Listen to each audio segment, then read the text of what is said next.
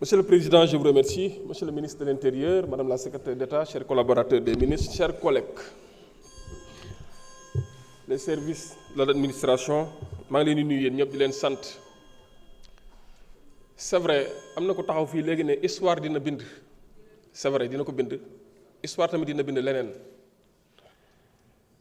J'allais même demander la parole en application de l'article 79 du règlement intérieur en ma qualité de président pour me clarifier les travaux en commission, dont une grande partie a été relatée par le rapporteur de séance. Collègue yi ne dañ ma wax loolof dama bëgg bu ñuy wax axulaay taala rek bu ñu koy wax ñu wax suñu axulaay taala te sóoraale ni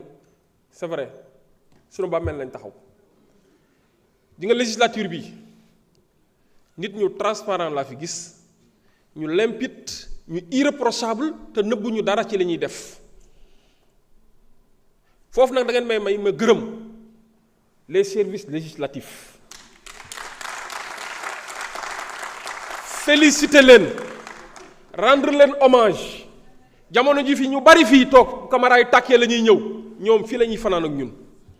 di liggéey assister ñu assistance bu loyale bu transparente loolu la ñuy xaar ci yéen ci loolu ngeen nekk ma leen di féliciter beneen bi mooy travaux en commission ku taxaw ne amendement amu fa soit vous êtes de mauvaise foi soit vous n'étiez pas présent lors de ces travaux. Travaux en commission, le président du groupe parlementaire, auteur du texte, co-auteur du texte, a présenté 2 amendements. D'ailleurs, 2 amendements signés et distribués en commission, et ces 10 amendements ont été adoptés en commission. Rapport bi nga xamanteni déposé nañ ko fi distribué ko. On a parlé dans le dit rapport de ces 2 amendements que vos commissaires ont amendés et adoptés à la majorité. Xana bañ cey lire ne ko fi won. Ba ñu ñëwé en plénière man ma déposé second benen amendement mu ngi ni distribué nañ ko selon la procédure prévue et ça a été régulièrement adopté en plénière. Alors, bul wax lo le président de la République waxul. Bul wax lo et c'est très dangereux. Conformément à l'article 73 de la Constitution, mais wax ni li c'est pas nouveau amoon na fi en 1974 du temps de Léopold Sédar Senghor ba ñu jëlee une loi sur les fêtes légales acte bi fii la ñëwoon député yi intégré ci amendement te loolu bokkul woon ci texte initial bi bañ ko joxee le président Léopold Sédar Senghor ba ma gisee li ñu ci intégré moom xaarul woon loolu parce que lendemain tamxarit la bëggoon ba ñu waxee fête légale dañu woon nañ ci intégré lendemain tamxarit ay député ñoo defoon amendement intégré ko Senghor ne non du ni ma leen joxee texte bi noonu laa bëgg mu ñëwaatee loolu moo tax bu mu ñëwaatee fii en seconde délibération la ñëwaat gars yi ci la ñu retiré waat amendement bi effectivement c'est de l'appréciation souveraine des membres de l'Assemblée nationale kon c'est pas nouveau dès l'instant que c'est prévu dans la Constitution donc c'est des cas prévisibles qui peuvent arriver à tout moment et c'est ça le charme de la vitalité de notre démocratie c'est ça le charme du dialogue des institutions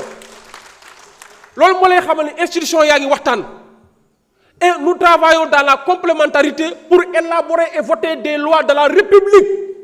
Loi yi ñuy voter du loi wu Massamba du loi wu exécutif du loi wu président de la République du loi wu député yi loi wu République du Sénégal la moo tax loi bi au bas de la page cette loi sera exécutée comme une loi de la République. Même conseil constitutionnel bu ñu koy jox di ko laaj xalaatam c'est pour la complémentarité mu jox ñu xalaatam pour ñu def loi bu ñoŋ loi bu jàppandal qui va faire son œuvre durant des générations futures ñun loolu lañ jëpp te ci loolu lañ nekk. Alors texte initial baa ngi nii bañ koy discuter en commission les porteurs ñëwoon nañ waxtaan nañ ci ñun défendre nañ texte bi ba ñu indee ay amendé nañ ko bu fekkee président de la République dafa user de son pouvoir en tant que président et conformément à l'article 73 de la Constitution ne dama bëgg ngeen def seconde délibération waxul faux texte président de la République waxul faux texte te ma wax la ne président de la République boobu jox ñu seconde délibération avem bi ñu joxoon ñun fii nii ñu partagé ko fii dani ñàkkuma d'accord ci texte bi am naa beneen texte bi ak texte bi ngeen ma jox ak beneen texte bi ma am ñoo bokk les mêmes objectifs ñoo bokk le même but kon loolu mooy d'accord na ci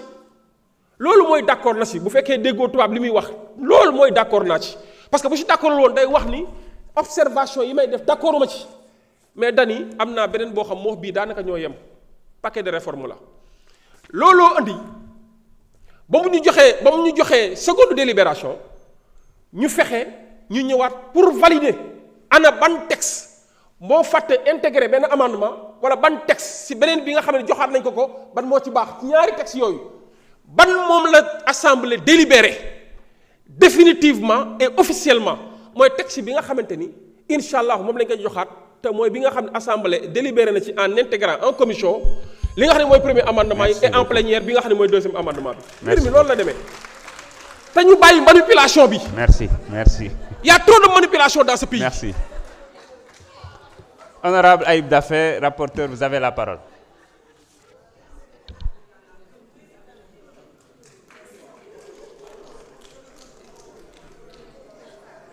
Voilà, merci. Merci beaucoup, Monsieur le Président. Je pense que cette question préalable n'en est pas une, puisque notre collègue qui s'est présenté à la tribune tout à l'heure pour la poser est dans la désinformation et la manipulation. Puisque nos travaux en commission font l'objet d'un rapport lu en séance plénière auquel sont annexés les amendements adoptés en commission. Il était présent, ici même. Et bu mu fi nekkee bu ñu liggéeyee commission ba indi rapport bi séance plénière annexé amendement yi moo ngi fi woon toog bu ñuy voté séance plénière ñëpp a ngi fi woon toog caméra yi tàq donc lu leer naññ lañ fiy def assemblée nationale kenn mënu fee nëbb dara parce que lu ñuy def commission c'est enregistré